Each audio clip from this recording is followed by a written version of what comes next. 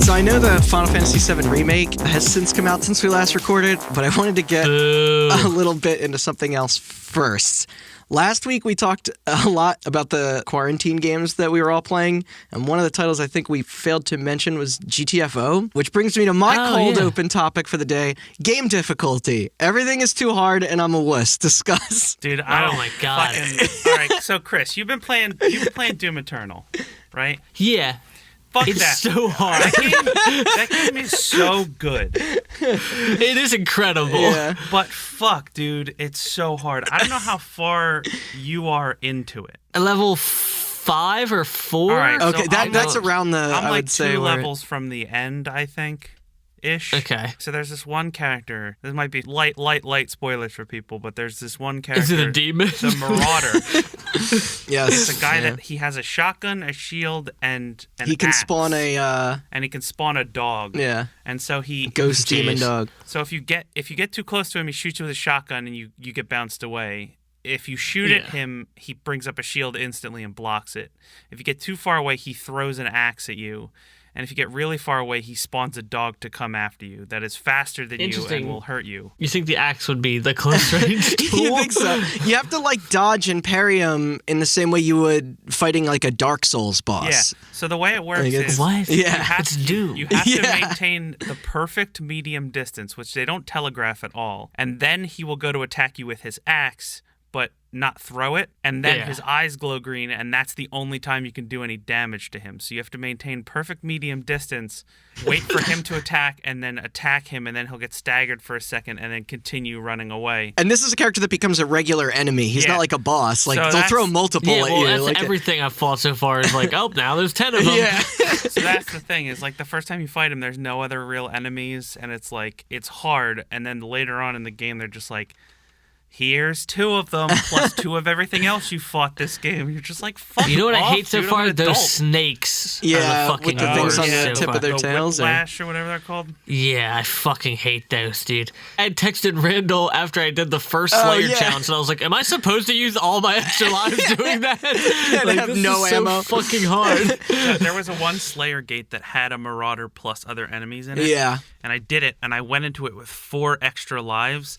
And the thing about the extra lives is that when you run out and respawn, you don't have the extra lives again, even if you had them when you got the checkpoint. Yeah. So I went into Slayer Gate with 4 extra lives and died right before I killed the Marauder. And then I respawned, and they're like, okay, time to do the Slayer Gate again with 1 life this time. And there's beefed up Marauders later on in the game too. So like, you guys can correct me if I'm wrong on this philosophy, but if you look at games from the arcade era, they were very hard because more often than not, they were designed to eat quarters. Right. And then I think things became more accessible in like the mid to late 90s, and then especially in the 2000s when games broke off to being like a much bigger, more widely accepted hobby. And now it's like we have all been playing games like most of our lives, if not all our lives. And it's like I'm struggling to get through most single player games on normal. And I'm not like, I don't think I'm that bad at games, but like, I don't know. Maybe I'm just becoming more impatient when I get older. My reflexes are worse, or like. No, that's bullshit, dude. I tested this theory a little bit because like I'm a big Halo fan, right? Yeah. I beat Halo 1 20 some odd times. I used to play through Growing those on Legendary. Yeah. Well, Halo 1 is the hardest. Yeah, it is the hardest. And of Leaps those, and bounds harder than the rest of them. Yeah. of those 20 times that I've beaten Halo 1, I would say probably like 10-ish times that are on Legendary. And I was like, dude, maybe I'm just fucking bad at video games Well, now. humble brag. Well, no. I was like, maybe I'm just bad at video games now. So then yeah, this will spin into him making fun of himself yeah, in a second. Doom on easy is as hard as Halo 1 on Legendary, which is the hardest of the Halos. The best is the descriptors for the difficulty things, and they're just like, normal is like, you play a lot of games, right? And it's like, that's normal. All of them end in, it's hard, don't worry, you'll have to die a lot. Literally every single one of them has that, like, description.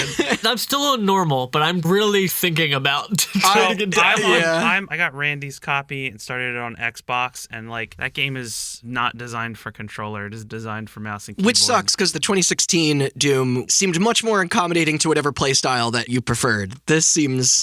If you have like a couple of preferential weapons, it's not too bad. Like, I've been doing okay. Sure. I can see where some of the platforming is a little bit annoying. Like, some of the specific weak points, you have to like claw the controller when you're jumping and stuff in midair, but... Yes, I would love to have my side mouse be the dash instead of whatever controller is. Like, that would be cool. I mean, there's a lot of mechanics in that game. They just keep throwing more and more buttons and keys at you. That's what I messaged you about that too. I was like, am I supposed to get an alert every 10 minutes? It's like, here's another system with 15 more options.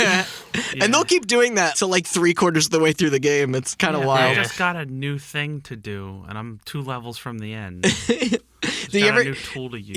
Do you guys ever get overrun by enemies and then just like mash everything? You're like, what's cooling down right now? I don't know. Grenade, blood punch. But one of our friends has been playing Dark Souls 3, and he's been streaming it. Yeah. And I was watching him play, and I was like, man, I hate this game because it made everybody be like, well, I guess everybody wants difficult games, but like, I don't think people who make hard games understand why Dark Souls is hard and why it's good. Right, yeah. Yeah. Dark Souls 3 has creeped its way into my top 10 favorite video games of all time the last time I played it. Nice. Like, it's a masterpiece not because it's hard. The hard mechanic in that game is like what I think people latch onto, but it's like...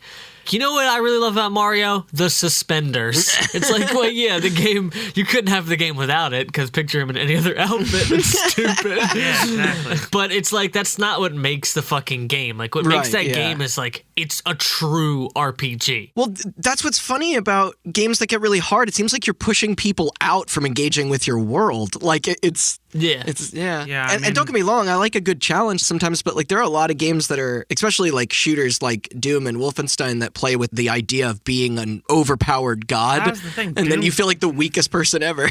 Doom 2016 ended as hard as Doom Eternal starts. Yes. Which I guess is like, it's the sequel, so now Doom guys got to deal with more shit, but like, come on, dude. My poor roommate is struggling with that game right now. It's been 4 fucking years. Let me catch back up. Like, he doesn't play a whole lot of shooters, and he's just like, this game looks fun. This is cool. And then just gets his ass kicked, like, and he's like, what am I doing wrong? And then you have the Wolfenstein Doom style, the id difficulty levels, where they're like, it's not called easy, it's called like, I'm a big fucking baby idiot. Like, fuck off, dude. Don't name it that. Name it, I'm an adult with shit to do, and I don't have 2 hours to die over and over on the same encounter. we need to design a game, and just like easy is just, I'm an adult with shit to do. And then, like, and the hardest one is, like, I'm unemployed, is, like, I don't know. You can tell we all miss each other with a 10-minute cold I open. know. Yeah. Well, how is it going, you guys? This is Hot Button. I'm Randall Beatrice, here with Austin Blakesley. Yo. And Chris Anantuano. It's me. It's just going to get more and more defeated, like, as the series goes along. And today I'm going to do an episode for my brother, who doesn't listen to this show, and talk about what is probably one of the most disappointing games of all time. A reboot that was received so poorly that it not only destroyed the future of a once historical franchise, but also led to the shutdown of a studio that many to this day still refer to as being essential in the industry's rise to what it is today. So let's recall together the distant year of 2013, an otherwise amazing 12 months for gaming, when company Maxis tried to bring their beloved city-building simulation series that put them on the map, SimCity, back into the limelight again.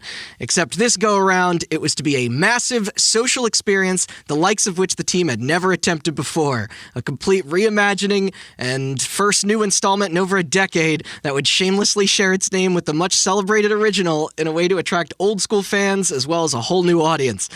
Well, what went wrong? Almost everything, really. A shallow concept, aggressive DRM, and endless technical problems ranging from total service outages to lost save data. The game is essentially only remembered today as a black mark on the IP and a list of cautionary what not to do's for other developers to adhere to for future generations to come. But prior to getting into the details of all that, what do you say we do a brief run through of one of my favorite studios growing up and what led them to here and to this. I also say brief because you said, what do you say? I say no. You could practically do like an entire multiplayer on just these guys alone. Oh, of course. Yeah. Maxis was, of course, founded by one Will Wright in 1987. Hello, I'm Will Wright. My spores. Master Factory joke for you. But he is a man that I would go as far to say as being one of the first legendary game designers in terms of name power for me growing up in the mid-90s, especially outside of Japan, and if you were lucky enough to own a home computer back then. Did he put his name on shit like Sid Meier did? You know, he didn't. I don't think but, so. No. But for whatever reason, like, people really, like, grew to know him. Like, yeah. I was just trying to see if he was conceited. No, I don't think so, as far as I know. Like, I was digging out my old PC games while I was doing research for this, and I found my old SimCity box, and it's like, his name's not even on the back. Like, it's not like a Kojima situation, but... Yeah, come at me, Sid Meier and Hideo Kojima. Although Dr. Wright did exist. And Sid Meier will come up in a second, actually. But he began his fabled career creating works for the Amiga and Commodore 64, including Skycase and another game, a 2D helicopter shoot-'em-up called Raid on Bungling Bay. The latter title becoming... Definitely some racism in there. Becoming the primary inspiration for SimCity when Wright found himself enjoying the in-game level editor even more than the actual action-based gameplay itself. Even the art style and interface would later become a staple in SC's like simple aesthetic. It then took over 4 years after this for him and his investor friend Jeff Braun, whom he previously met at an industry pizza party, to develop and launch the first ever release of the Watershed Interactive City Planner to the public. I'm just thinking like we cover stories all the time about like, it's fucking insane, this guy ripped a line of coke off of this dude's penis, or like this guy over here is like crashing a car or something. It's like, Will Wright met his friend at a pizza party. They're off to make some Maxis games. Yeah. I know. It's so wholesome, especially for the 80s. Like, that had to have been coke there somewhere, right? I don't know. Yeah, he was doing lines of coke in the Chuck E. Cheese bathroom with the guy that played Chuck E. Cheese. It turns out pizza party's an acronym for like prostitutes, something with an I. I want you to find two drugs that begin with Z before we continue. Zoloft and Zyrtec. Okay. Zoloft and Zyrtec. You know those parties where you're just all mellowed out and your nose is clear? Hey, you work with what you have. Despite the game being finished in 1985, the process of publishing what they had wasn't easy. Everyone at the top mostly just thought the game was too unusual. You couldn't win. You couldn't really lose. Nobody believed it was possible to market and to sell such a thing successfully. This is actually what led to the formation of Maxis proper. That way, the pair could do what they wanted and make ports wherever they wished. Also, it's crazy. And a Fedora incel would put that concept to the test again some 20-odd years later. Talk about Notch like that. Can you really make a game that has no goal whatsoever? Oh, you were actually talking about Notch. Okay. I thought you were just talking about Fedora incel in the general sense. Also, fun fact, because we love names here, I think the initial title before they changed it was Micropolis. Micropolis? Well, that would make sense, but I thought they were going for like a pun thing. Either way, I'm glad because SimCity is micro penis is a way better name. All right, now I gotta Photoshop the SimCity box art that says micro penis in the font. But yeah, in 1989, the game wasn't just out there for the Commodore and Amiga. It was on Mac, the IBM PC, fucking DOS, which is the one I played. And all of these versions were overseen by the main man himself, which meant the quality was very consistent as well. Regardless of where you were getting it, SimCity was still fucking SimCity. Right. And boy, was it a smash. It pretty much received near universal acclaim, winning tons and tons of industry awards. Sales were also high, and the following was dedicated. The newfound attention even attracted Nintendo overseas, leading to a partnership that would help create their own exclusive edition for the NES a couple years later. You remember the old days of video games where everybody was a nerd? And, like, you could have, like, a smash hit that was a city builder or a civilization simulator? Yeah. Yeah. And it wasn't like, hey, there's guns in it and they have chainsaws on them. It was like, make sure your septic lines are good or there's going to be issues. And everybody's like, fuck yeah, dude. It's very wholesome, you know? Yeah. It's like, put a police station here. Oh, here comes a tornado. And now it's like, don't turn down the difficulty, pussy. This reminds me, before we move on, I gotta ask, did either of you guys have much experience or investment with this first run of SimCity, or did... I've never played SimCity. Really? None of you popped on later with the Never. sequels, or did you, Austin? No, I played never. SimCity 2013, and I played City Skylines. I've played City Skylines. And Okay. I very briefly played the Nintendo version at a friend's house of SimCity. Okay. I invested but I a never lot of owned it. time into these games growing up. They're cool ass games. Yeah. It's weird because like they pretty much like stroke the same. Like what a weird metaphor. They pretty much stroke the same cock, I guess. Scratch the same itch, I think is what you were going for. As like a real time strategy does. Like it's a similar like Right, thing. yeah. But for some reason like city builders just don't hold my attention the same way. Well, it's weird. These were pretty out of my wheelhouse as a little kid playing platformers. Like, I enjoyed that SNES one quite a bit, and it was like radically different than any of the other games I owned on that console at the time. And it was funny because I probably had no idea what was going on for like the first several hours and then just got hooked because like at that age, you know, any games that you have are what you're going to be dumping your time into to figure out.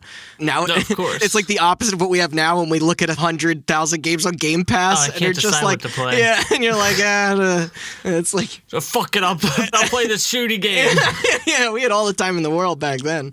Now I have a question. Did you always have a hat with a propeller on top when you were a child? Because that's how I picture your childhood every time you talk about it. Yeah, and he had a race car bed too.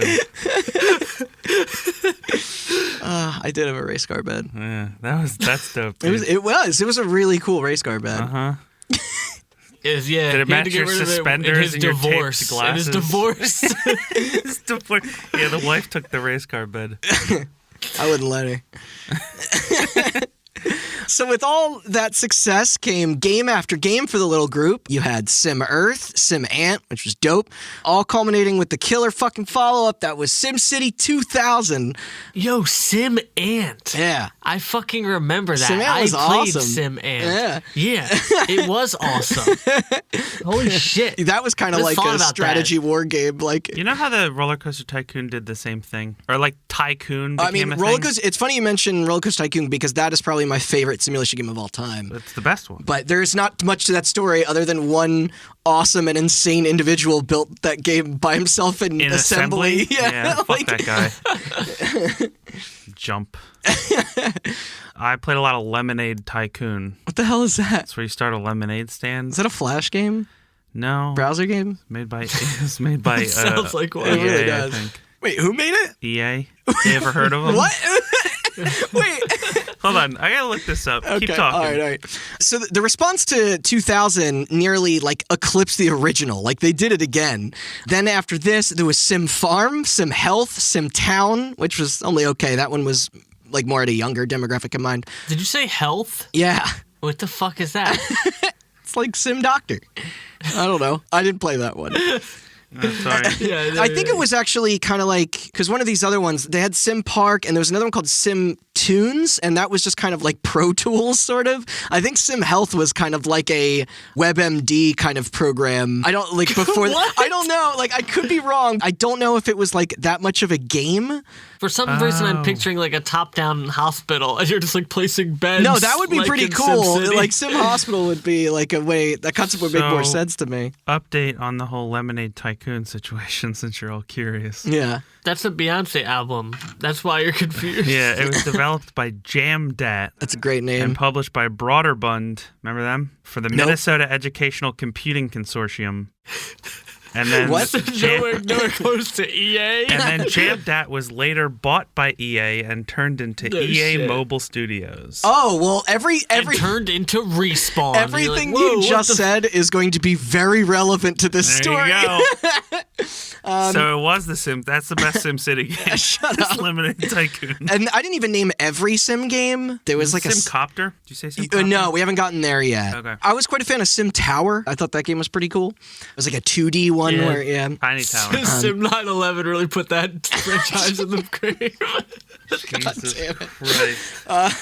It's been a while. Yeah, just because there's a pandemic doesn't mean we can't make 9/11 jokes. But Wright even collaborated with Sid Meier of Civilization fame to make Sim Golf. It was Sim Fever for Maxis.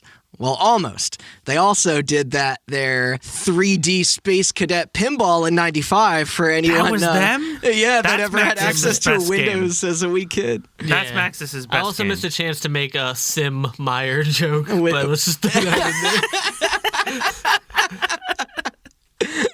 But yeah, if you had a Windows computer, like, oh man, that was the best way to burn so many hours while bored in front of a computer at home or in school. It was great. I don't know. You ever play Bungdom?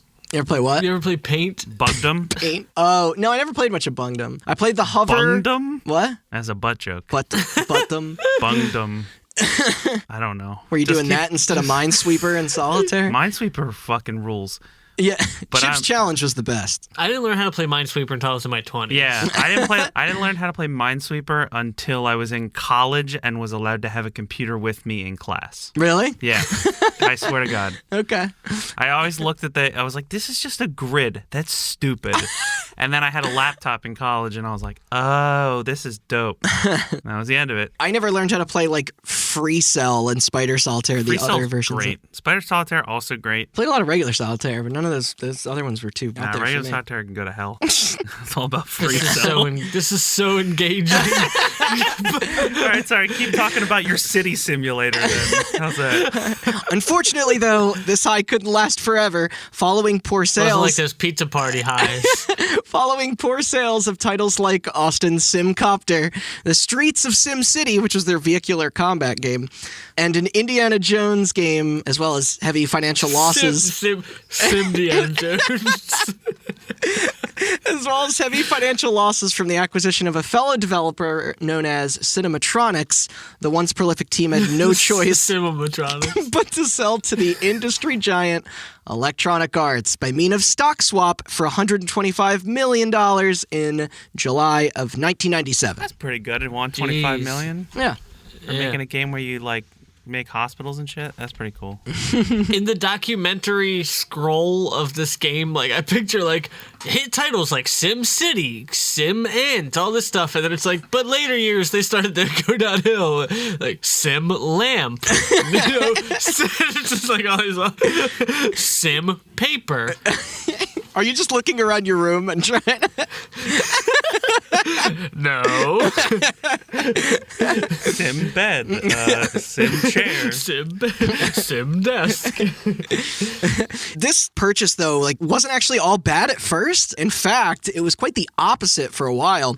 Maxis had their funding back and were able to work free of any creative intervention on SimCity's third and also hugely successful installment, SimCity 3000. All while Will would be hard at work on his most world-changing project yet. You know, a sleepy little release called The Sims. I thought you were going to say Spore. I thought you were going to say Spore, too. I was like, oh, we're not there yet. Launching in February of 2000, the Mock Life Simulator hit the market with an explosion, taking home Game of the Year prizes left and right and surpassing Myst as the top-selling PC game in history. Jeez. Yeah. That's insane. Yeah. So I asked before about... Sims is so stupid. Okay, I was literally about to be like, I asked about SimCity's first iteration. What did y'all think of The Sims back in the day? Were you a part of the fandom then? I guess not. No. I do remember, like, classic trapping a whole family in a house, living out your sadistic victory. I know we all have some people pretty close to us that sunk many of hours into those games. Isn't former guest and your girlfriend Melanie really into The Sims? Oh, yeah. You mean I was about to mention how yesterday she had a book of CDs and we were cleaning our bedroom and half of it was Sims 3 DLC CDs? Me and us were just talking about this before we started recording, but I got pretty deep into Sims 1 because I actually, controversial opinion here, like as the Sims series progressed, it actually pushed me farther away because it got too interesting. Like it was too fantastical and weird, and I liked it way more when it was just like intentionally boring. Like it was just like watching your Sim watch TV and see his happiness bar just like inch up, like just like this fucked up Escher painting. Like I was actually kind of into the entire idea. Like that's why I never got into simulation games much after The Sims because it like kind of broke the veneer of playing a simulation game for me. Like, because it was like I had a lot of fun like making a sim and building a house, and then it was like I was 10 years old when this game came out. It leads you eventually to this fucking existential crisis of the fact that you're just like just a drone doing nothing in this game. Like you just go to work and then you come home and eat dinner and you just pass out. Like it's the worst. But yeah, the more and more that they expanded on that concept, it got too crazy for me. It's like now you can be a fairy and get abducted by aliens and live on the moon, and there's like all this, and I was like, all right, if you're just gonna make a game about all this like wish fulfillment, then I'm gonna play an action game where I can be, you know. My sister bought The Sims 1 at a Scholastic Book Fair. Nice. That's great. So I played that, and then I didn't play a Sims again until I played 2 on the GameCube at a friend's house. The Sims 2 is awesome on console. I played 3 on the 360 at a friend's house. And then I bought Sims 4 like a year and a half ago on sale for like $5.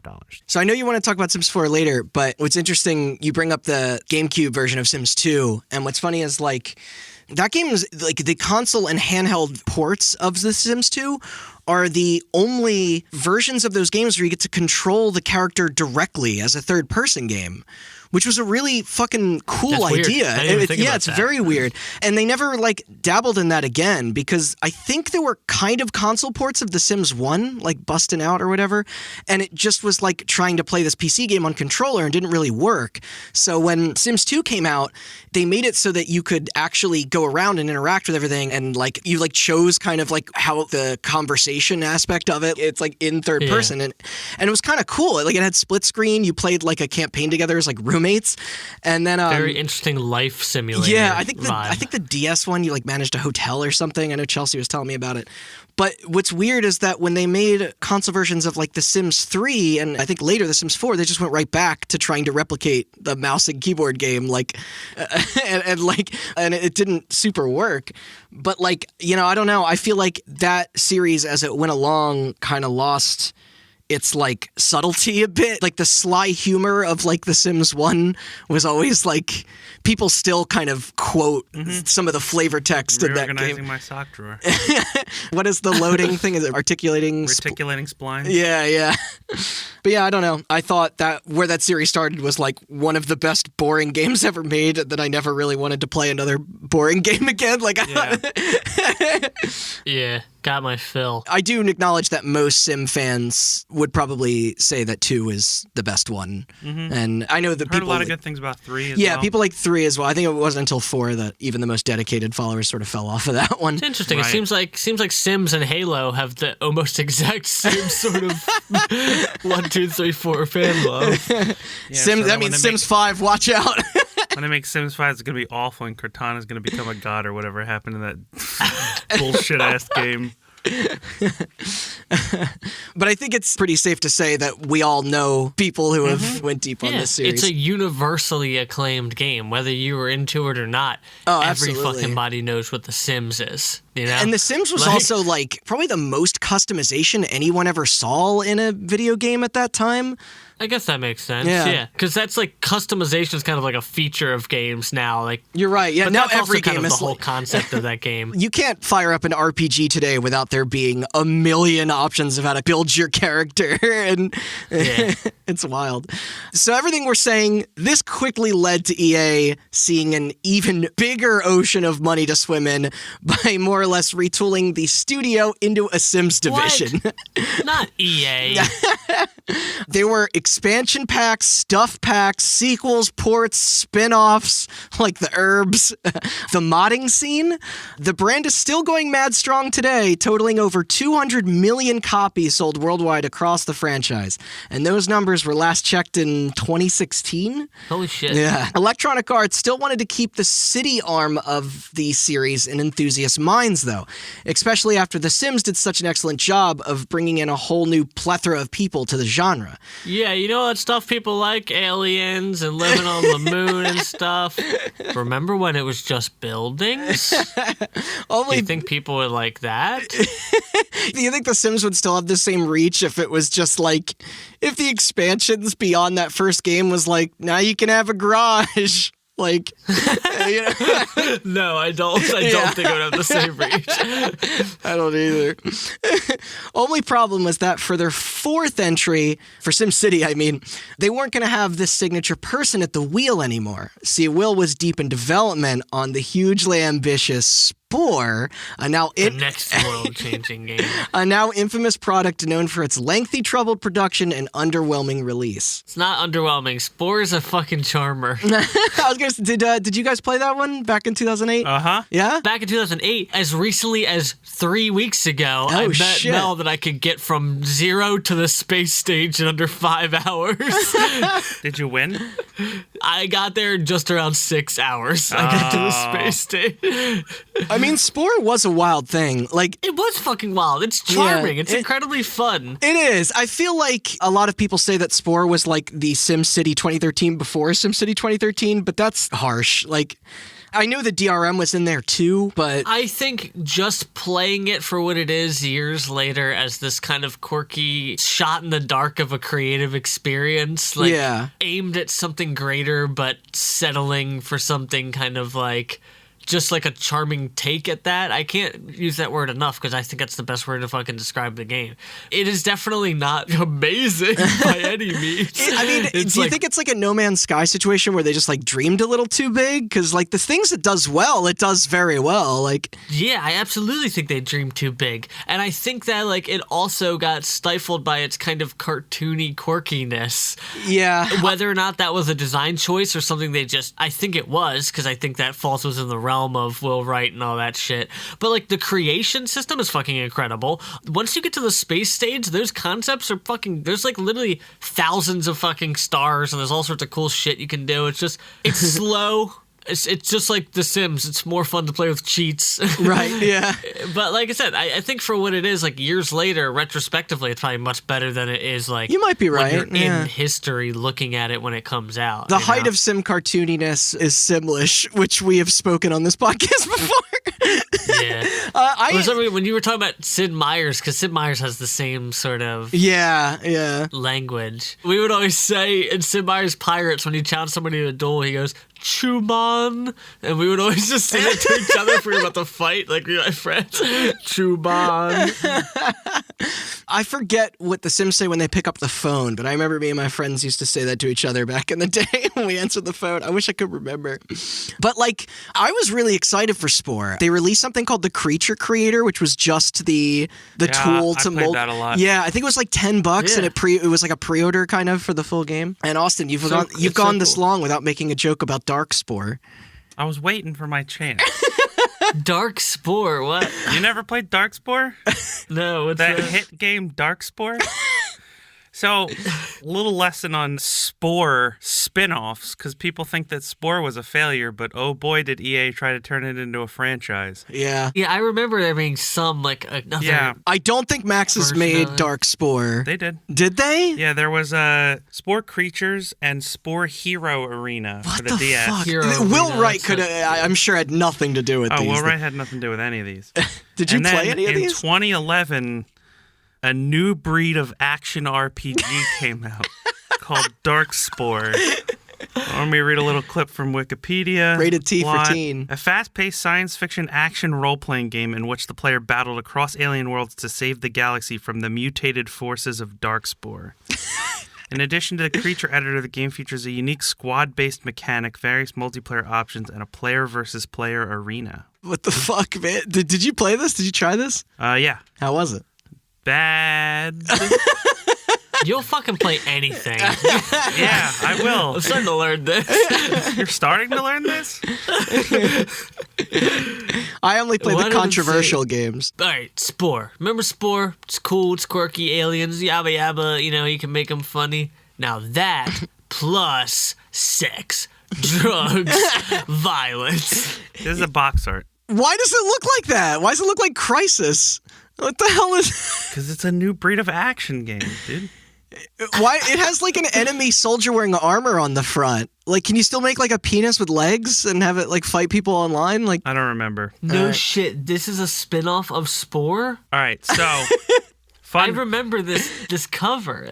This will give you a little bit of hint for you music fans out there. The soundtrack to Spore was written by Brian Eno. I don't know if you knew that. Wait, why famous producer. Yeah. Yeah. Electronic musician, ambient musician. What? The composer for the soundtrack to Darkspore, Junkie XL. Yes, composer for Mad Max Fury Road. Yeah, and also Batman vs. Superman. Yeah. Oh, God. Him and Hans Zimmer. They teamed up. Yeah, the collabo. Yeah. You got to get both those great minds in there. Mm-hmm. Isn't there a butthole cut of Batman vs. Superman? Or am I not? Yeah. That's what the internet's craving for. That's called a movie crossover joke of epic proportions, ladies and gentlemen.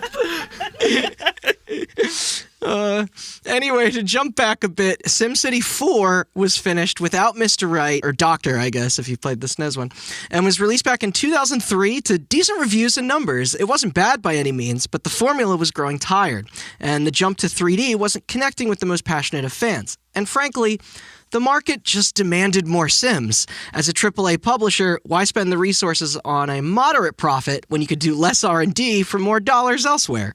Not that is a slight at all on the quality of the Sims entries, it's just more that they were loads easier to monetize. And this is EA we're talking about here. Why take a risk on anything creative? Exactly. So is SimCity 4 not reaching the same levels of accomplishment that its predecessors did, along with Max's other newer, very expensive debut not clicking with gamers the way they wanted it to?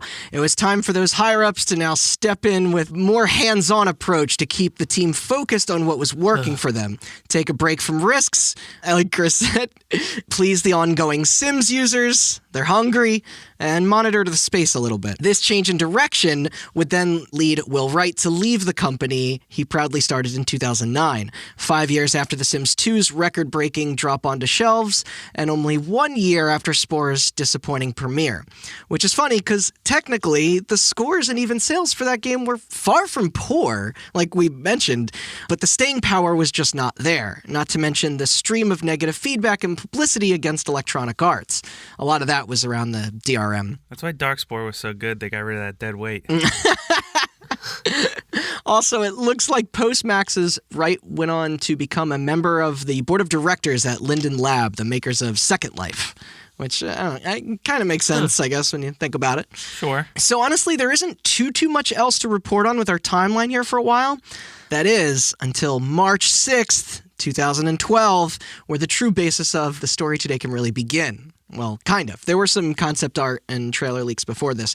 But at GDC 2012, an official reimagining was announced for Windows and Mac, simply titled SimCity. Do you like tired and boring at EA? We do too. EA then later that summer unveiled the look of it all at E3 2012. They even had instructional demos for the press to see, and the response? It was crazy positive. The game was nominated in several Game Critic Awards categories, including Best of Show, before later understandably losing to The Last of Us. It did, however, still win 8 other awards out of the 24 nominations it received overall, which is pretty impressive. When's SimCity Part 2 coming out? It's where it's going to get real gritty like Darksport. Yeah. Dark City. Wait. Oh my God, Dark Sims.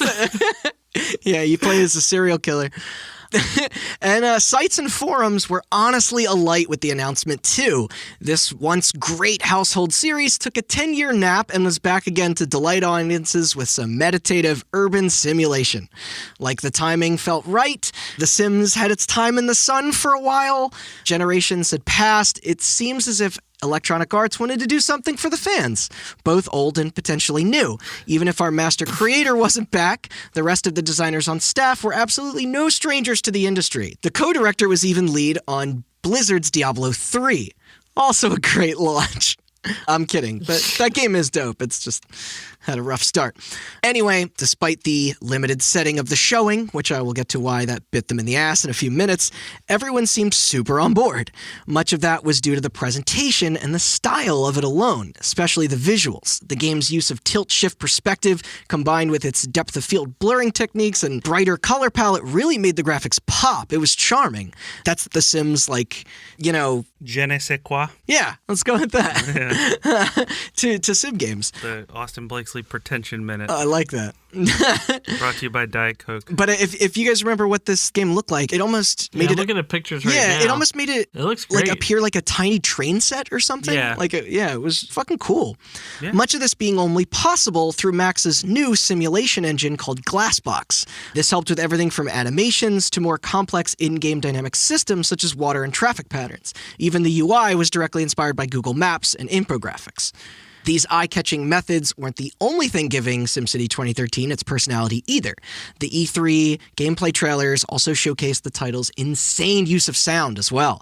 The game's audio is literally bound to the pulse of the simulation, meaning that all of the music and sound effects are fully synchronized to the beats of what the player is doing based on the state of it. If you zoomed out, you would hear the score more fully. Zoom in, and certain elements of the track would be taken away. The same would apply when adjusting the game's speed or how populated the zone was of what you were currently looking at. It was undeniably impressive, and the whole project appeared strangely high budget to a market mostly dominated by competitive PvP action games. The features at this point also seemed pretty user-friendly as well. The game was sure to include its signature staples like handling budgets and disasters. It would also have tons of transportation options and even support modding right out of the gate. Kind of a surprising addition considering it's not just EA, but with the closed nature of their Origin platform. Which now you don't have to play 10,000 games just to unlock the Darth Vader building. You can just get a mod for it. Which, if I haven't mentioned already, that it would be exclusive to. Not that that is shocking with anything of theirs post, Battlefield 3? Like, when was, Origin sort of... Darkspore was on Steam. Is that your metric? Is it on Steam right now? Because I looked it up. I was like, I'll pay $2 for it. They removed some games from Steam. They removed it from Steam when they made Origin, exclusive. And yeah, they even killed it again later that summer at Gamescom. But... because this is Hot Button and you already know that things are going to get fucked, what do you guys say we get into the very beginning of where all this good news and these ideas started to go sour? Let's do it. Yeah. What is this, episode fucking Divinity? We're 53 minutes in and now you're just getting to the part where it's beginning? Yeah, we're just getting the tutorial over with now. I had to set the foundation for you guys. Everything we saw publicly so far did look pretty cool, but folks also had to get their hands on it. Find out for themselves if the high standards of the franchise would indeed be met. 2 months after E3 in August, applicants were able to sign up for a closed beta in order to guinea pig certain aspects of an early build. This was also later the same version that was released for open beta in January and February of 2013 the following year, just weeks before its formal launch in March. I tried but did not get into that first demo. I did, however, get into the second, along with 100,000 others, which are decent numbers for that kind of thing. Yeah, I mean, there's a lot of people like you, probably. So here's sort of where the core of the product itself became a bit more apparent. It felt like its first beta was more or less just a simple stress test to prepare for server loads, which is normal and would be fine if A, it held, and B, if it wasn't for the fact that so much of the game's systems were strictly bound to its required social features and multiplayer. A connection was always needed and slyly implied in the original pitch, but it wasn't entirely explicit enough, nor did it strongly emphasize the demand, especially when you think about how all the previous entries in the series were primarily a solo experience. Here it meant that it wouldn't even be functional without it. The writing on the wall only started to become clearer when you begin to take account of the actual design, myself included. Upon getting into the second beta, the first notable thing that fans and me noticed was the severely reduced size of the working map you could construct within. That didn't super show in the E3 footage, but this, as well as the constrained lack of finite resources available in each designated pre-built zone you could choose from, it was super weird and claustrophobic. Like, even your city itself was walled in inside of the spot you picked, surrounded by empty space, connected only by one preset highway entrance and exit. This with other necessary supplies cut off. So in order to maintain a stable in-game society, you would need to either play multiple areas and juggle the economics between them yourself, or take advantage of the online component by constant communication with friends or strangers in running neighboring districts. The game was essentially a community simulator, not a city builder. Yeah, I was going to say, so the point is you'd have to run multiple cities just to get money for one or something? I'm a little confused at how it works. Well, it's like you could no longer invest all of your playtime in one little town in hopes of it one day blossoming into a like massive utopia. You literally had to like sort of take into account all of these other areas that were Yeah, it was like you can't put the sewage plant and the trash dump next to where the people live or the businesses because it smells like trash and sewage. so you'd have to start a new city. So you'd have to start a new dedicated part of to the that, city dedicated to like lower income houses that don't care as much about the smell, and then you basically had to like have your Manhattan, your Queens. Yeah, that's Brooklyn, a good metaphor, actually. Like instead of just building a New York City, you had to build boroughs essentially. Like, I think that's a good way of that seems like not how the game was originally. Like I said, I'm not sure, but that's not how I thought the game was. Well, that's how the game was. You could like there were factors like that came into play. But it was all shared in one. But it was all shared in one thing instead of having to back out to a menu and go to the second city to adjust something there. Oh. Yes, and the menus weren't exactly seamless, especially when we'll get into how their servers ran. But nothing about it felt directly tied to the user anymore. Even the changes with how roads were constructed made almost every layout of structures to appear the same. See, now each of the types of zones, residential, commercial, and industrial, were no longer to be divided into density categories. Instead, the density of the road next to them would determine the exact building category that would be created there. It didn't help that certain structures couldn't be rotated either, not to mention the lack of previously vital options like terraforming were removed. These new focuses on streamlining the game would simultaneously take away much of the freedom of expression that all the sim games were most well known for. Yeah, what the fuck is that? You can't railroad a game like this. The whole backseat concept is that it's for your own creative endeavors. Yeah. Yeah, exactly. So, like, rather than the endgame of running a sweeping metropolis capable of sustaining everything, players were pressured to be mayors of small, specialized cities that prioritize certain industries, like Austin said. Manufacturing of goods, commercial tourism, education, and waste management. They may have, like, distinct appearances, simulation behaviors, and economic strategies between them, but it was only between them. And so not only did this foundation ruin the creativity of having something personal with your quote-unquote city, but this meant your entire society could crumble based purely on what folks were doing online next to you. Everything from the routing of water and sewage to power and traffic were all controlled by its need to harmonize with every district surrounding it. A beautiful thought in real life, though not the least bit fun or dependable in a video game. Mechanics here felt like an obligatory responsibility and not an engaging venture. Yeah. It was easy enough to dick someone over deliberately in SimCity 2013, but now all it took for your hard work to accidentally fall apart was maybe a buddy of yours being too busy to log on for a couple days, as literally everyone was forced into this economic system, whether they liked it or not. Yeah, it was like, it's a bad...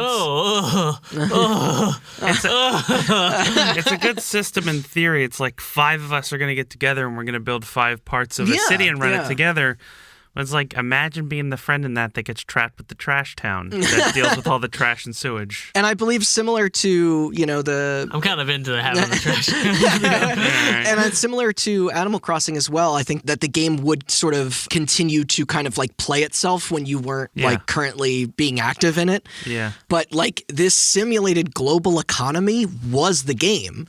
Prices of key items like oil or food could fluctuate depending on the game's world supply and demand. Overproducing some resources could drive costs down, while things with more scarcity on the overall map by no fault of your own would be more expensive. So, what a great time. Fucking Steve. Just like real life, you gotta hope you hit the oil. Get rich. Yeah, right? So, like, it's tough to even say where these radical choices and direction came from.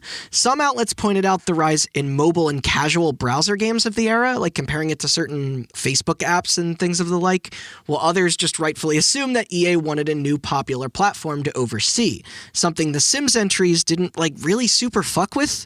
Like their fans kind of ran that scene, not EA. okay? Regardless of these first reactions, though, it was still a beta. Many people and myself probably thought, hey, this seems a bit limiting so far, but I'm sure the full release will be bigger and more open to what's possible. It has to be. It's fucking SimCity. Austin's shaking his head no.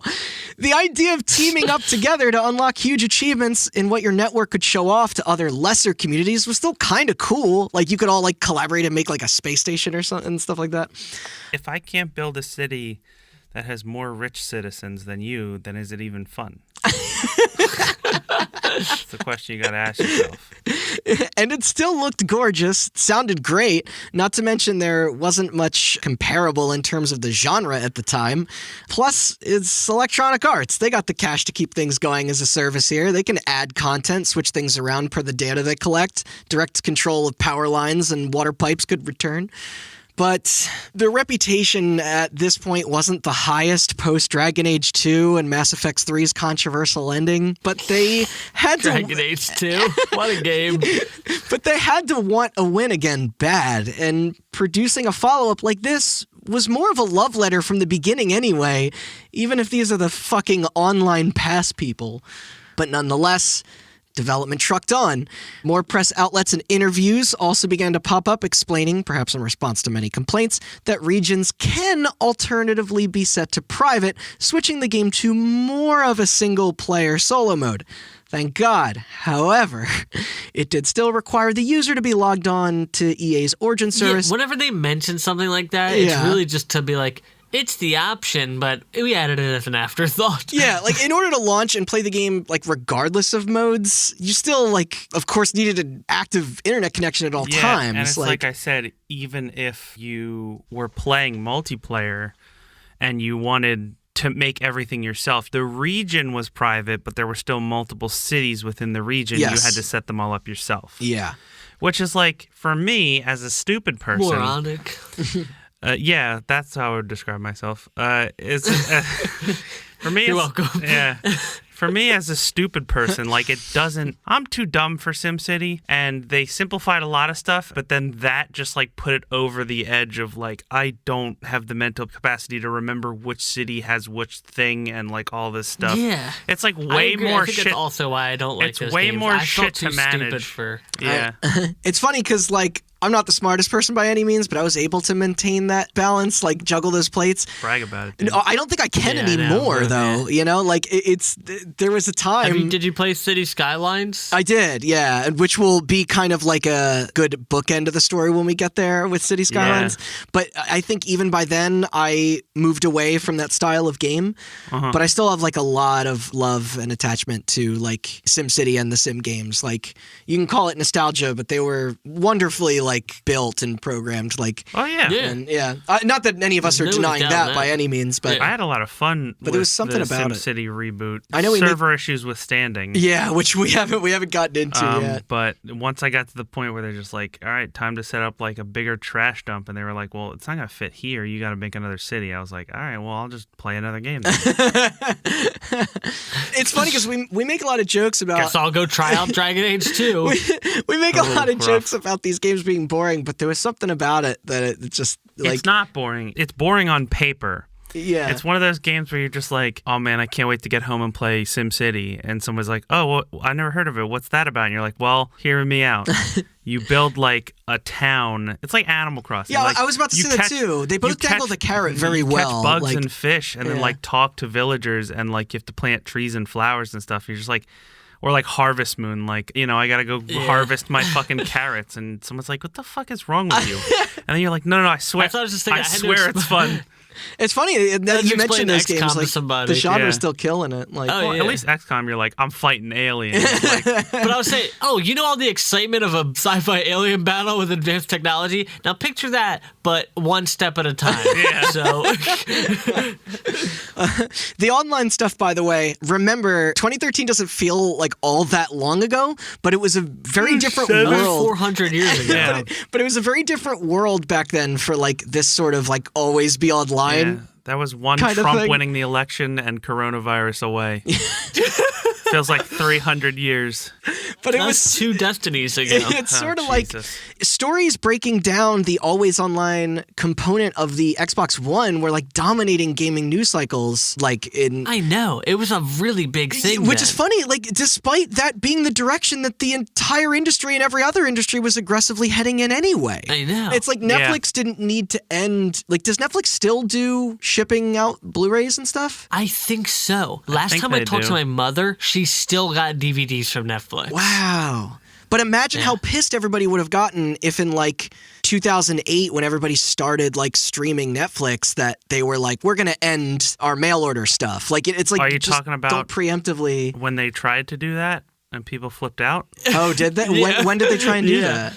Yeah. Because you probably get way less pushback now than. What was it called? Flickster? No, that's a thing. I can't remember what it was called. Netflix tried to spin the DVD part of it off into a separate business, and they were going to do games too, which I was actually excited about. Okay. But then everybody's like, fuck you talking about? I can't get DVDs anymore? And then, like, they axed it completely. And then I think they quietly did it later when, like... Because I think they still offer DVDs, but I think it's a separate service, and I think they quietly did it later when no one gave a shit about DVDs. Well, that's what I mean. Like, it's funny when you think about how it's like you don't need to force these limitations on anyone. The market is naturally going to evolve that way. Culture will. Yeah, like they'll take care of it. Because the other story we're doing right now, the Half-Life one, there's a big part of that we're going to talk about, where whether or not people had high-speed broadband connections was a big deal, and how people were feeling weird about it, and whether or not it was going to progress that way. And you're like, in retrospect, you're like, what the fuck do you mean? Of course everybody was about to have broadband. That's funny. Well, it's like the controversy around the story is about this aspect of always needing this connection, but like so many games now are built that way and no one cares because like we're always online, like, you know, like, but it's just fucking like 7 years ago is like, might as well be the fucking 90s with like the way that people reacted to this. Quickster. That's an even worse name. It was QWIKSTER. That was the name. Missed opportunity to throw an X in there.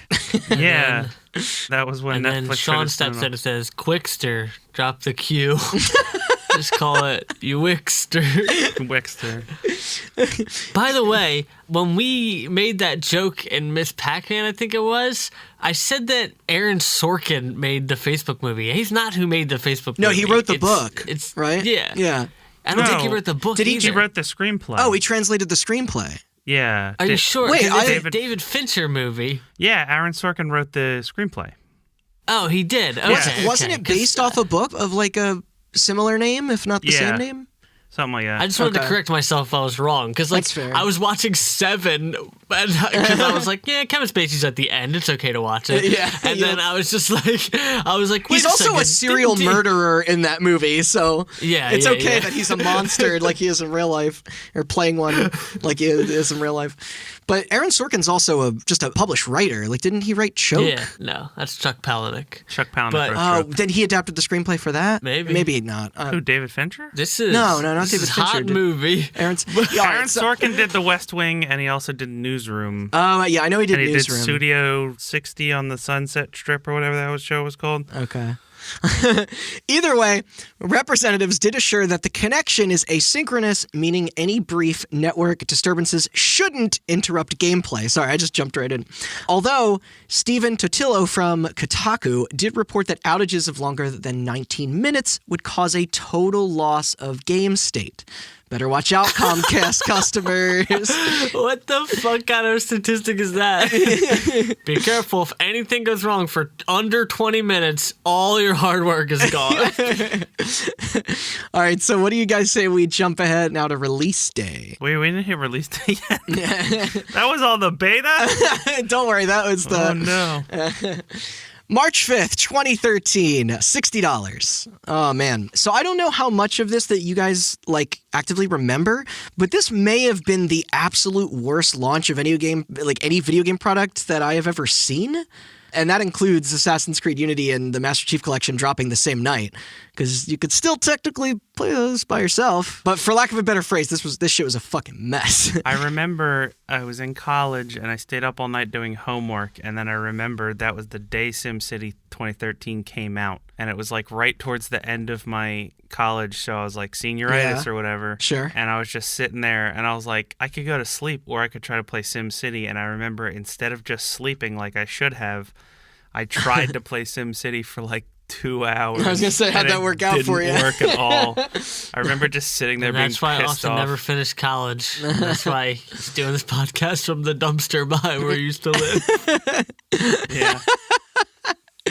I believe I was working at Home Depot in 2013. Wait, you worked at Home Depot? For like 6 months. I was a temp. They just needed somebody to help them lift mulch for like the spring-summer season. That's fun. And I was like, fuck it, I'll do that. Yeah. It was the tannest and most fit I've ever been in my life. Good workout regimen, just... Absolutely. Lifted bags of mulch for 6-7 hours a day. Yeah. Now, us here in North America, we may have actually had it worse than anywhere.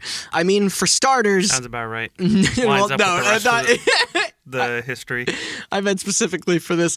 Nobody who bought it could play it. The high volume of people attempting to download and connect to the game's persistent service caused massive network outages to the server. With few users being able to log in at all, those that did manage to get through were also experiencing a barrage of issues. Freezing, hitching, long as fuck load times, disconnection errors, full crashing, and of course, loss of save data, like I mentioned before. And it wasn't just ordinary people like us going through this, it was everyone, critics included. Even website Polygon decided to pull the radical move of changing the game's original 9.5 out of 10 score, one of the very few positive reviews out there for this thing, by deducting points for every day that they could no longer access it. That's harsh. Eventually bringing the number down to a much lower rating. Most of the other scores from outlets were fairly middling, and a SimCity entry receiving a bunch of 2s and 4s was completely unheard of for something bearing the name. The bad word of mouth was out there, and EA was taking notice. Also, I should mention here that the embargo for reviews was only a few hours before release, so many fans at this point had already invested and were pretty pissed. The 2.2 user score on Metacritic reflects that. So basically, this thing was on fire. This was beyond Diablo 3 levels of a poor launch. Like a full day would pass with almost no one being able to get past the title screen. And then literally less than 24 hours before the game going quote-unquote live, the first statements regarding the issues began to pour in from the developer as well as the publisher. EA was first, stating that additional servers were going to be quickly added to deal with the load, and a patch was incoming too. Except the update wasn't really designed to eradicate the problems at hand, but more to just fully remove some of the systems for the time being that were causing trouble. Stuff like leaderboards, achievements, and region filters. Just what I want in my SimCity experience, leaderboards. How much better my city than other city? Austin said, you gotta be the rich city. You can make fun of the poor cities all the way at the bottom of the leaderboard. Although, another one of these non-critical gameplay features, according to them, was a little-known thing to many SimCity enthusiasts. This is what I was waiting for, I think. Cheetah speed. Hell yeah. Austin, would you care to explain this one? I was so pissed when they took this out. So, well, what was it? Okay, what was this middle one? Shit. Because I only remember it was like a turtle and then a cheetah. It was a turtle and then a bunny, I think. A bunny, yeah. Okay. That was Rabbit Speed was the second one. So SimCity, obviously being a simulation, you have to wait for things to happen, just like any simulation. Yeah. It's simulating it in real time. The Sims was the same way. But there's a lot of downtime in that waiting and in that simulation. So they had a speed thing, and you could do normal speed, 2 times normal speed, which was the bunny, and 3 times normal speed, which was the cheetah. And obviously, if you're a real gamer, you play the entire game on cheetah speed because you don't have time to wait for shit. Fuck yeah. And the problem is when you make your game always online and tie the simulation to a server and everybody plays the game on cheetah speed and this everybody's simulation is running 3 times as fast, the servers can't handle it. But as a SimCity player, cheetah speed is essential because you absolutely ruin the pace of the game if you take that option out. Yeah, exactly. Yeah. So with users still very much annoyed, if not more than that, the next night on the 7th, the game's launch day in Europe, Australia, and Japan, Maxis would put out their official response. I do have it here, but it's mostly what you would expect. It was from their general manager, Lucy Bradshaw. To sum it up, it was just them saying that they knew shit was fucked up and that they pretty much repeated what EA said with how they were gonna, adding more servers by the incoming weekend. That would fix everything. This all, along with gloating about how many cities players had made already. Naturally, both Twitter and Reddit were fairly fuming with negative feedback to these promises. What? No. Electronic Arts obviously being at the center of frustrations. However, retailers began to get their share of hate as well.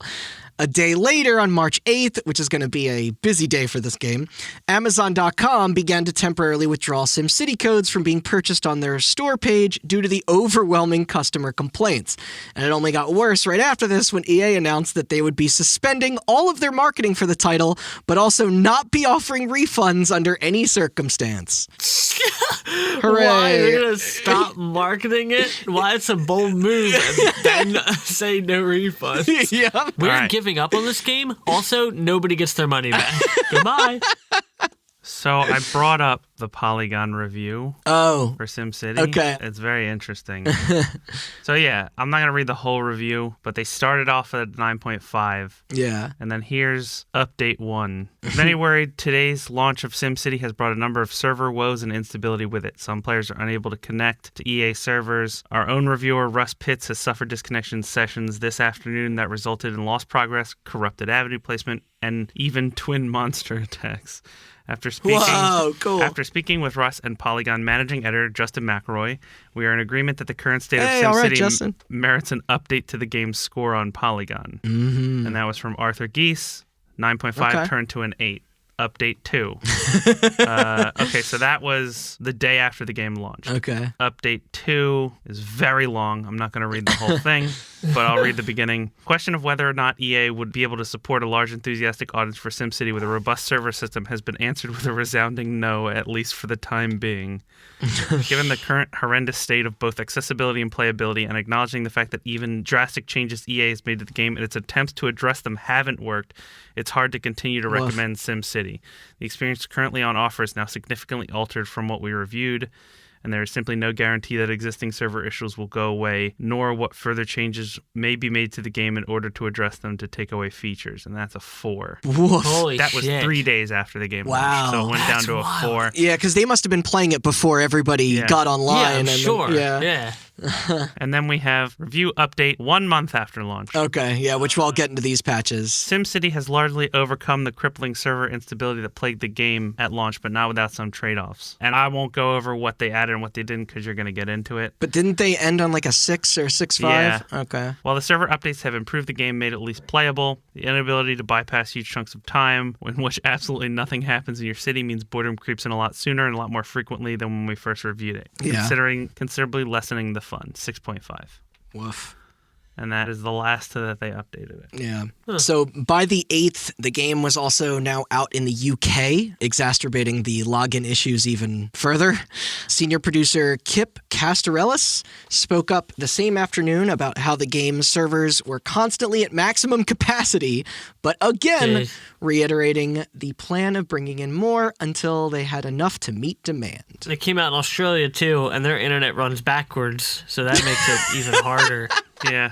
Just like their toilets. Going. No, that's a myth. Randall, that's a myth. Oh, it's man, just the internet. So, interesting thing for those of you that don't know, which if you're playing video games, you probably should, or probably do know, but when you play an online game, there's that little number next to your name usually, ping. Yeah. That is how many milliseconds it takes for your information to reach the server and for the server's information to reach you. And sometimes they simplify it to a 3-color system of green. Yeah, and sure, red, like orange, the little cell phone bars or whatever. Yeah. If I'm not mistaken, because I saw a little bit about it in the Polygon review too. Right. I think when they launched in Europe, they had 2 servers set up in the US and 1 set up for all of Europe or something.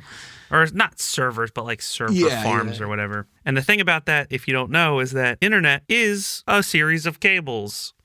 And the longer the cable is from you to the server, the longer it takes for that information to reach. It's like a truck. I think eventually they might have got around to setting up more servers all around Europe and more servers all around America to reduce load and also reduce communication errors and ping time and stuff like that. But yeah, makes sense. So that afternoon, an article on Games as a Service posted through Rock Paper Shotgun by Nathan Grayson would go viral.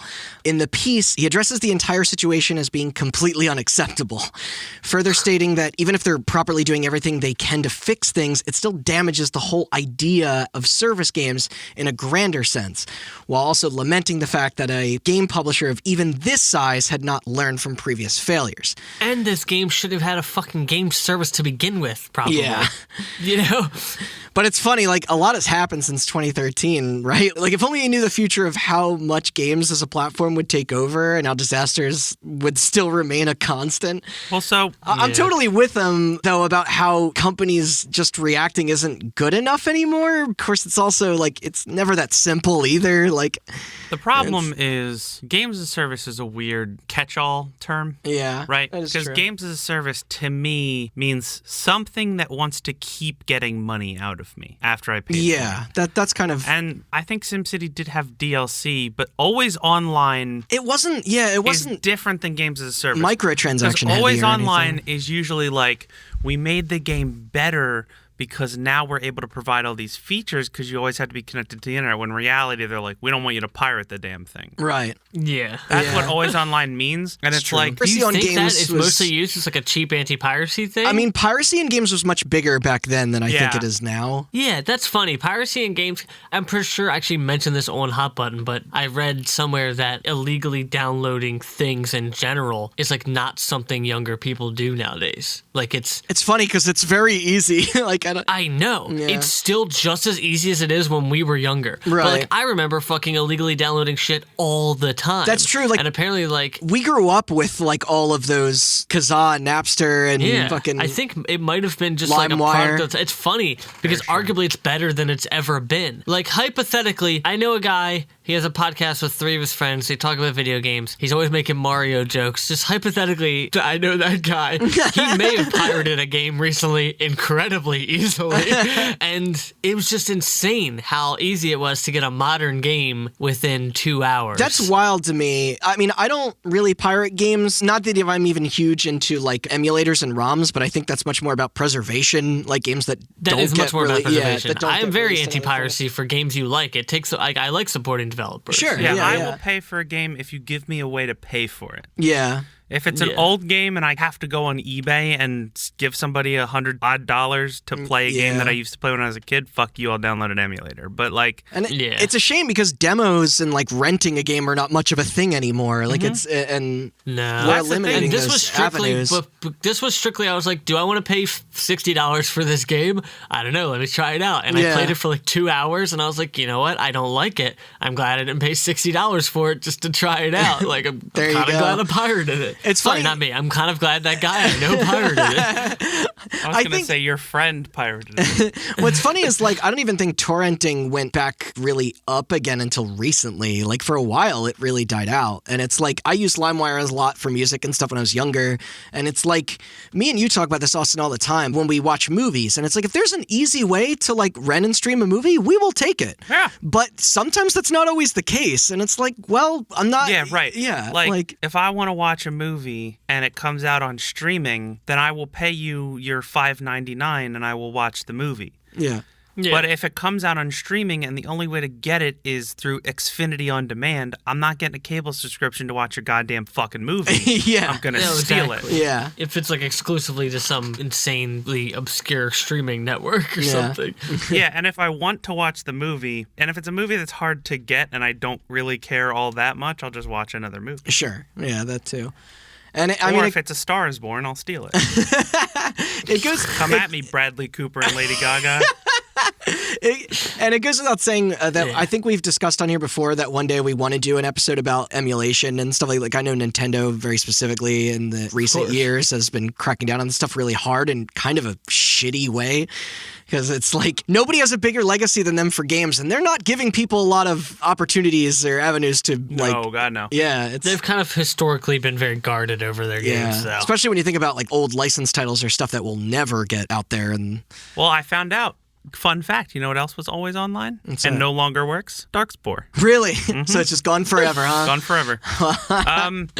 What a shame. Yeah, don't buy it if you hear about it first here, like Chris, and are like, man, maybe I'll give it a shot. It doesn't work anymore. Well, that's like GameStop was still selling copies of Mag like years after that game went offline.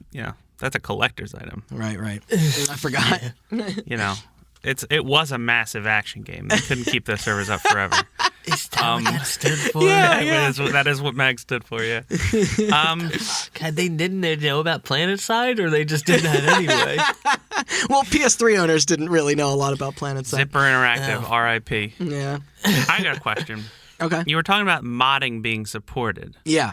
Was it? Because modding is always online is also usually means you can't You're right. mod. Multiplayer usually means you can't mod. I think it was regulated modding. Right, which the Bethesda method. Yeah, which we did an entire episode on. Yeah, like I think it was very controlled, but it was there, technically. Because I'm not big into modding. I think I said that on the Skyrim mods episode. So I didn't try to mod SimCity at all. There were people that did, which I will get into and why that's so... The last PC game I ever modded, and probably the only PC game I modded in the past decade was Soma, when I downloaded the mod so that the monster wouldn't come after me. Hey, it made that better. It made it a better game. I think I downloaded a mod. The last game the writing in that is masterful, but I downloaded a FTL mod that took away the encroaching fleet, so you could just have like infinite, potentially infinite turns. Yeah. So with all this, Bradshaw came back with another blog update. She reported that the connection problems had improved and that server space had been expanded, but still acknowledged that there were users still suffering stability problems. She also attempted to explain the reason for the botched release as well. So what went wrong, she said? The short answer is a lot more people logged on than we expected. More people played in ways we never saw in the beta. She then stated... like cheetah speed? Yeah. She then stated that... Bullshit. I call bullshit. I agree. She then stated that errors had now dropped by 80%. 80% of a couple million is still a lot. Yeah. Continuing... 20% of a couple million is still a lot. It reminds you of the Master Chief Collection, though, when they're just like every day they're like, it's 35% better. I don't know. Continuing on after that... You might not be able to get into a game, but somebody out there is having fun. We assure you. It's not you, but... It's not you, but somebody is. Continuing on after that to echo one last time that the team will keep their promise of amending everything else for everyone else in the weekend update. But what good would that be without a little bribe, right? Here it was announced that an offer of one free game from EA's wonderful catalog for the swindle-feeling SimCity buyers out there. She wrote, quote, I know it's a little contrived, kind of like buying a present for a friend after you did something crummy, but we feel bad about what happened. We're hoping you won't stay mad and that we'll be friends again when SimCity is running at 100%. And so thus brought us the compensation for all Origin users who purchased and registered the game before the cutoff of March 23rd to choose a game for free from the following small list, ironically starting with SimCity 4. The other options also included Battlefield 3, Dead Space 3, Mass Effect 3, and the Need for Speed Most Wanted remake. There's only like one game worth. I was gonna say, what would you guys take? I took Battlefield 3. Okay. Yeah, Battlefield 3 is the only game worth. I had Battlefield 3 already, but did I?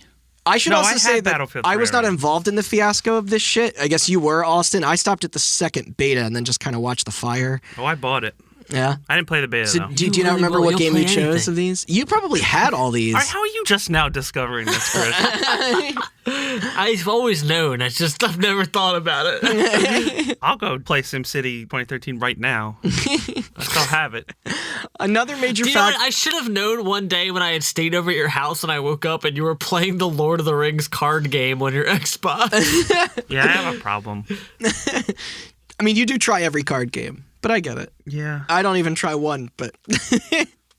Another major factor to note here is that during all this, Maxis did publicly rule out many times that the game would not be possible to be played offline, saying it would take a significant amount of engineering work for it to happen. Except, days later, it was discovered that a line of code could be commented out, allowing the game to easily be played offline indefinitely. I forgot about that. So, Jeez. Whoops. There's your modding for you. Good thing they allowed it. Yeah.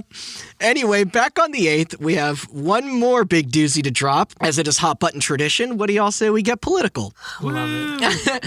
Well, it seems the ensuing shitstorm angered fans of the series so much that they filed a petition through We the People on the official Lighthouse website, calling for, quote, industry-wide return policy for video games that rely on remote servers and DRM to function properly. This just added to that fucking news cycle fire of that time period. Now, we didn't actually get into the DRM stuff that much, but from what I heard, it was pretty damn egregious. Many of the questions around this, just to flash back a little, were brought up the past December when the development team decided to run an AMA on Reddit regarding the title and its practices.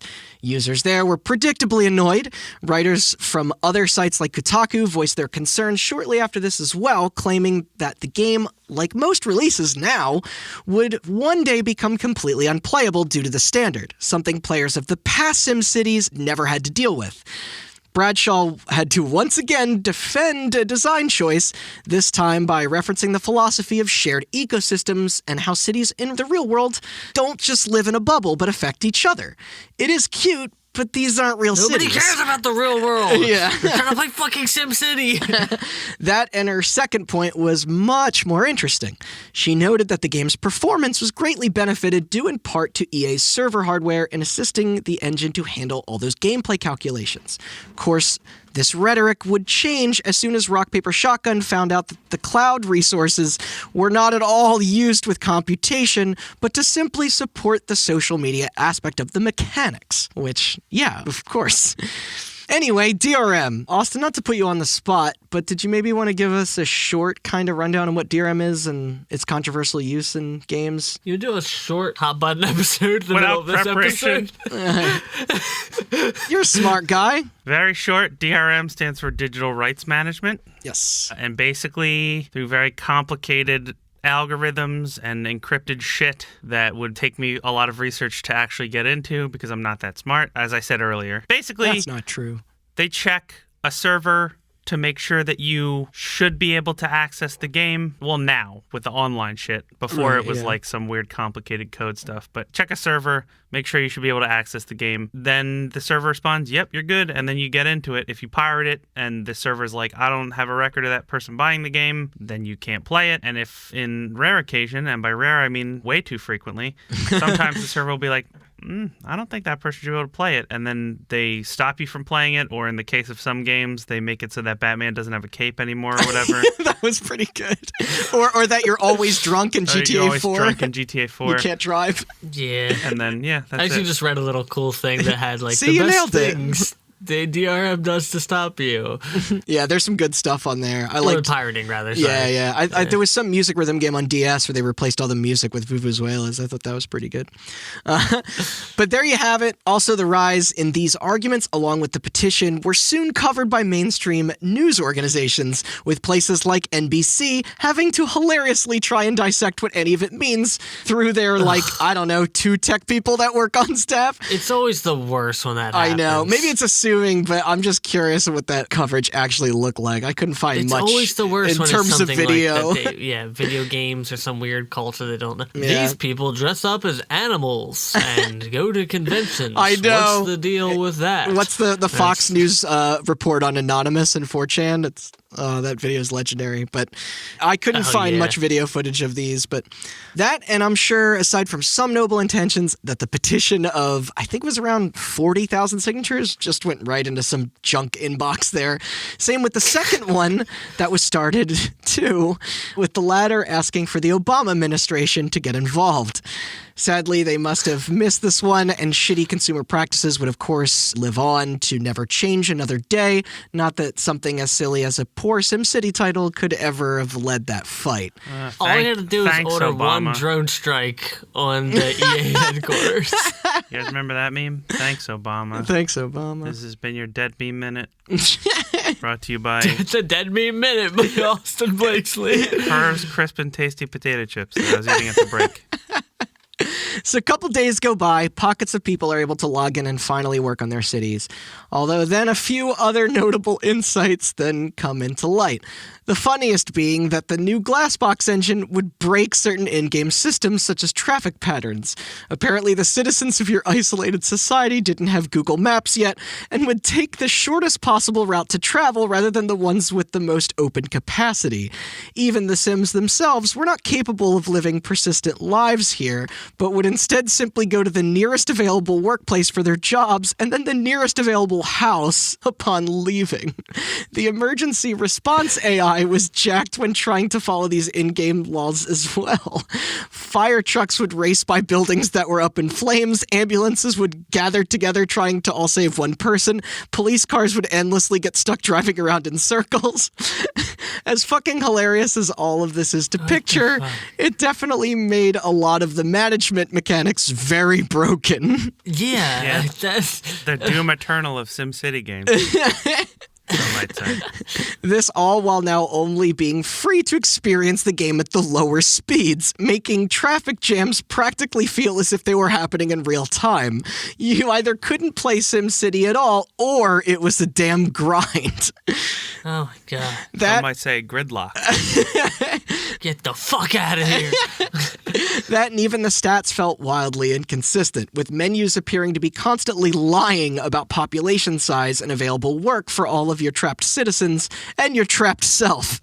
So let's get into those patch downloads a little bit, not including the one created by modders that enabled offline play and full access to debug developer tools. Actually, change of plans. Rather than getting majorly into the nitty-gritty, let's just say by 1 month after its launch, 30 days, that Maxis had put out 8 official patches to try and clean up the damage. Much more rare back then than now. All these updates targeted everything from your basic crashing and game save glitches to smaller issues like the traffic intelligence problems. The report back from users, they were kind of working. Some players' experiences were slightly improving, while others continued to run into the same errors as before. Who are the 14 people still playing this game that are giving feedback to fucking... It's going to be 15 after this. Yeah. Honestly, the only reason the heat was starting to die down was mostly because the cat was already out of the bag. The game itself wasn't even particularly what folks wanted, causing them to bounce off quick. Right. The retention rate on this product was mad low, which maybe freed up servers? Yeah, that's the I don't know. That's the catch-22 with games with shitty launches. Yeah. Is they're always like, it's getting better. And you're like, it's getting better because 60% of the people that buy your game don't play it anymore. Exactly. Because it was so fucked. Low drop-off of this genre is bad, especially for a SimCity title, and especially because way better releases were coming out or were already out. Name one game in 2013 that was better. We talked many times on here before about how fucking great the year of 2013 was for games. This game launched on the same day as the Tomb Raider reboot. BioShock Infinite was less than a month away. Not that there is much crossover there, but this industry is fickle and moves fast.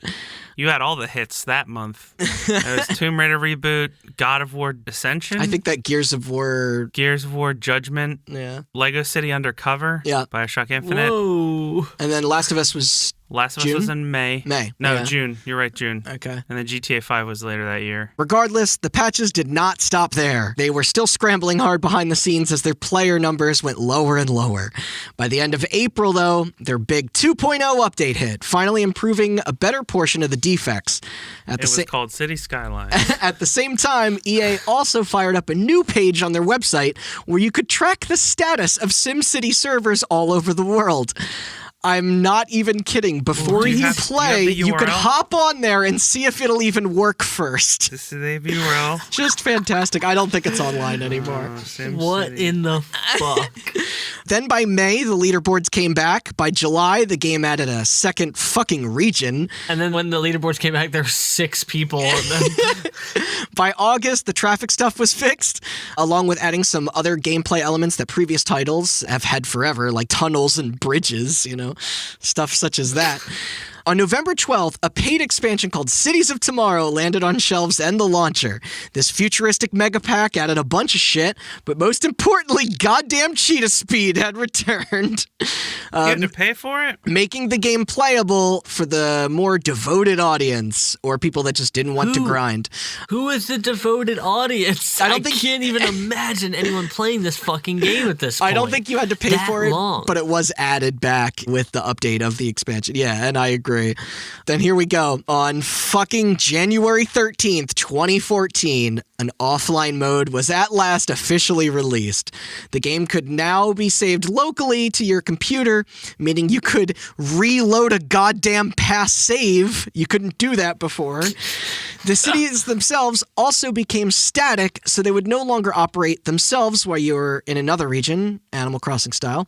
And nobody cares. SimCity 2013 was out for almost a year at this point. The fans had moved on. Those with simulation fever were deep into other titles, Minecraft, Terraria, whatever. And also, yeah, I can't believe I didn't mention that save thing before. Like, why would you play with disasters on if you can't? So bad. Yeah. Plus, the word of mouth around this thing was so toxic, not just in the actual reviews, but in press, both in consumer and mainstream, that the battle was pretty much over. And unfortunately, no Final Fantasy XIV, A Realm Reborn, or No Man's Sky Next situation was going to rise out of the ashes here. In fact, the name alone really stopped holding value when City Skylines was announced later that summer, a once competitor to our series, except now back with a new entry that was everything enthusiasts wanted the first time around with the SimCity reboot here.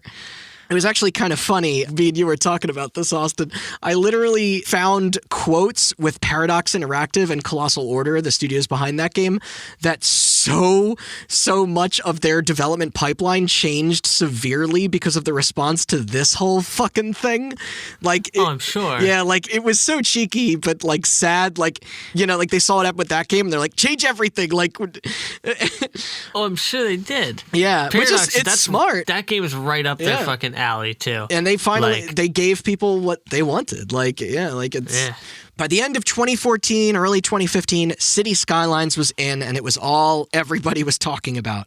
All while the long-loved Max's baby was getting its last nail in the coffin. Skylines just ate its reputation and sales lunch. It, of course, wouldn't be a full story, though, until we got into the more depressing part and discussed Electronic Arts' horrible reputation for closing down studios post-buying them. Name 12. So in typical fashion, this whole debacle amongst other lost profit led to Max's tragically joining the big EA graveyard, right there with Westwood, Visceral, Black Box, Pandemic, you name it. The decision being formally announced by Guillaume Pierre, the game's lead gameplay scripter, in March of 2015. This coming sometime after the change in brand with their Emeryville team. Then later that year, on September 25th, EA announced that in a, quote, organization restructure, the consolidated Maxis staff would continue their work, just now it was alongside the EA mobile division that Austin brought up earlier. The execs assured that future PC releases were still to come, but there hasn't been, you know, really much of that at the time of this writing. That and EA worldwide now owns all of them, BioWare too. Meanwhile, SimCity is technically still out there and playable. Before I jump into the end, Austin, did you want to say what you wanted to say about The Sims 4? Well, SimCity, it applies to SimCity because here's the thing. Yeah. We've been over this numerous times. I'm an idiot. And I don't do well with, like, a crazy amount of systems, at least anymore. No, me neither. Much. And so, like, when they make attempts to streamline these things, I get that it can alienate some of the fans, but it does pull in idiots like me. The Sims 4 was the right way to do that, I think. I know a lot of people didn't like The Sims 4, but I liked The Sims 4 because it was streamlined. It was, like, more stupid and less, like, involved. I have not played The Sims 4, so I can't say. And SimCity was kind of the same way. It was just a disaster. Like, if you take that SimCity game with how good it looks and make it so that it has cheetah speed, right? Make it so that it was never online and the maps were a little bigger, it could have been could have been way different. Yeah, I know what you mean. Granted, those modern sim games are pretty overwrought with DLC and microtransactions, even though it's all optional, but I don't know how much the modding scene is kind of like pushed into that territory, but there's a lot of mods for Sims. Yeah. Meanwhile, SimCity is technically still out there playable. I mean, if you want it. Their promise of larger cities was never added, stating the idea was abandoned upon seeing how much it affected performance. Supposedly, this was the reason for the smaller zones to begin with. Like, I totally get why you would, want a title like this to run well on most systems out there, but come on, just get your stuff optimized. Otherwise, it did go on to sell over 2 million copies worldwide. Not the worst, though also not what EA was looking for when you likely consider its budget and advertising, as well as its previous releases. It almost seemed like the bad PR alone here was enough for the publisher to distance themselves from it and end support. After all... EA, they'll use any excuse. Oh, no, yeah. I'm with you, but this is like their reasoning. Like, I assume from their perspective, as shitty as it might be. But yeah, also, like, after all, like, wasn't this another one of the years Electronic Arts won for being the most terrible company in America, somehow beating, like, Citibank and Monsanto and shit? Mm-hmm. It's so dumb. It was Bank of America. Bank of America. Yeah. That they beat. Yeah, because the worldwide obesity crisis and treatment of foreign workers and the 2008 financial crisis are not nearly as bad as my video game as SimCity not being up to snuff. Later retrospectives have quickly pointed at SimCity 2013 as one of the most disappointing games and sequels, or reboot, whatever, of all time. It is often... Halo 5. It often is referenced and cited in the worst of 2013 and 2010's lists as well. The botched launch, the shoddy DRM, the forced multiplayer, the design flaws, the restrictions on build area size, the bugs, the frame rate, the loss of data, the constrained resources, the broken artificial intelligence and in-game economy, the lack of past features. It just flat out missed the mark, wholly and completely. Glassbox was never used in another product again.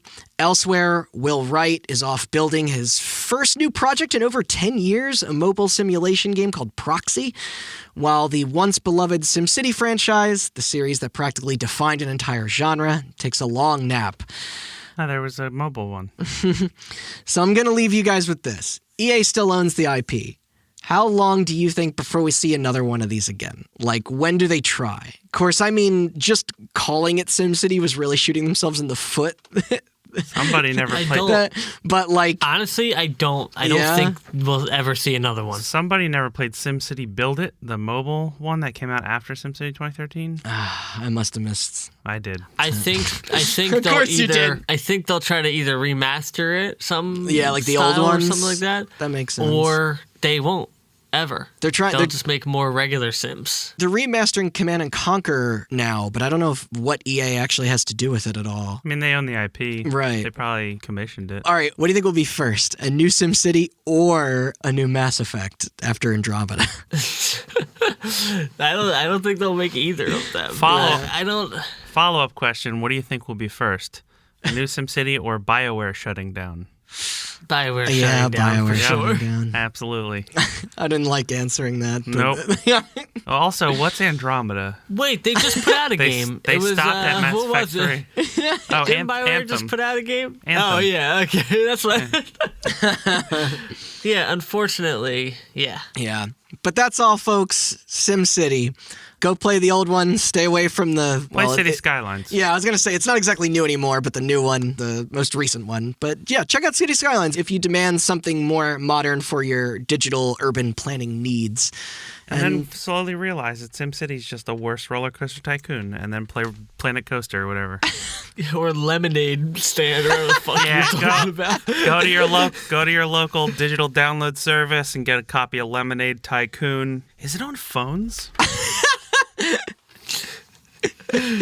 I know I was like a little alone here in the sim love, but I think we can all still, agree that Maxis was a hell of a company and we can pour one out for them, Hell yeah. Yeah, I like the Sims games. What's funny is a lot of those old games I referenced towards the beginning are like hard to play. Like I don't even know how well they would run on like modern Windows platforms. Like I own a lot of those old discs, but I'm surprised that EA has not at Wouldn't this they point be tried DOS? to do like just like run DOSBox or something. DOSBox? But like it would be cool if they all got like a little bit of an upgrade. Just like port them, punch them up a bit, and drop them. Copy a Lemonade Tycoon on eBay for $1.99. Drop them on It's Steam. compatibility mode, probably. Yeah. You could just... Yeah, they do the compatibility mode stuff. But if you like drop that stuff on Steam or something, like the Sim collection, There was a Lemonade Tycoon. even if it was just the Sim City games with the 2000 and 3000, are you still fucking... Here's the thing, I don't even know what that game looks like that you're talking about, but I assume it's like Diner Dash but a lemonade stand or something. No, it's worse than that. No. Check it. You could adjust the amount of lemons, water, and sugar that you put in your lemonade. It's almost as boring as real life. It does make me want it. some lemonade, though. Yeah. You didn't tell me it had such an amazing cover. I did. Are you looking up lemonade stand? Lemonade Tycoon 2's cover looks like it's almost scarier than the Sweet Tooth character model. Oh my god, what the fuck? That's terrifying. From Twisted Metal. God damn it. If Twisted Metal existed nowadays, the Lemonade Tycoon 2 would be one of the skins. All right. By the way, I guess we also should say that simulation games in general are still fucking mad popular. There's all ones where you're managing jails, hospitals, Yeah, check out, everything. like I said, Planet Coaster, City Skylines. Parkitect is another roller coaster tycoon. Roller Coaster Tycoon 1 was on sale recently on Steam for like $2, and I just rebought it again and ended up sinking just like entire days into it. Tycoons on Game Pass. So Tycoon. goddamn good. What's that one? I never played Zoo Tycoon. 2 Point Hospital. Was a lot of Yeah, fun. that was what I was thinking of. There's an incredibly boring game that just came out that's another life sim that everybody's playing. Well, what are you talking about? I was just talking about Animal Crossing. Oh, right. Yeah, that's more of a capitalism sim. You never win, you just lose more money. Do you guys want us to get downvoted on iTunes? You can't talk shit on Animal Crossing. I'm playing a lot of Animal Crossing. I know. All right, thanks for listening. Yeah, thank you guys as well. I know that went a little longer than I think I meant to, That's but fine. It was fun. If you liked what you heard and you're stuck inside like the rest of the world, check out our website, hotbuttoncast.com. We got over 60 episodes now. Yeah. Topics ranging all across the spectrum from EA fucking up to Bethesda fucking up We to talk Rockstar fucking We up. talk about boobs. We talk about guns. We talk about Yeah.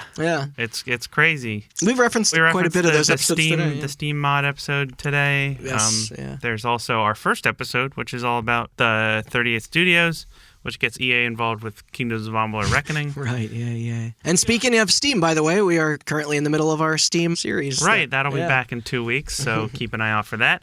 You can find links to iTunes, Spotify, and Google Play. There's also a billion other podcast services. I'm pretty sure we're on all of them, although it's impossible to check. But I just recently found out that there are some podcasts that are exclusive to services, which is horseshit. Yeah, that's becoming a big thing now. Yeah, we are not, because of no corporate ownership here, people.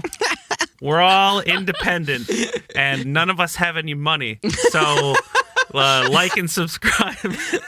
Now, don't get us wrong. If somebody wants to pay us to go to an independent That service, would be great. we'll Yeah. drop our values immediately. I'm currently waiting on unemployment, so If please. somebody offered me Sign an us. exclusivity deal to screw you guys over, I would take it in a heartbeat.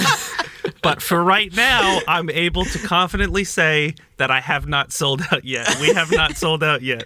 But we will. Don't get us wrong. Don't get us wrong. Sell We out given absolutely, the opportunity. first chance we get, even if the deal is shitty, we will sell out immediately. You can also find links to our socials. It's Instagram, Twitter, and Facebook at HotButtonCast. We post clips every week giving you a little preview of the episode, and you'll be able to hear what our topics are about. Also, go on iTunes and give us a rating on there, because that helps a lot with the iTunes charts. Now I just have the music from SimCity 3000 stuck in I don't my want to head. keep bringing it up, but we're still working on video stuff. Obviously, the modern times have made that a little difficult, but Yeah, we'll get back to it as soon as we can. yeah, I'm gonna sell out And for play so Legend little money. Shadowfall. Wait, what's that game called? Yeah, I don't know. Killzone Shadowfall is what you were thinking of. Play Killzone I was like, Shadowfall. Please, This podcast is sponsored by Killzone Shadowfall, the PS4 launch game. All right, I'm done. it's all right. Bye. Bye.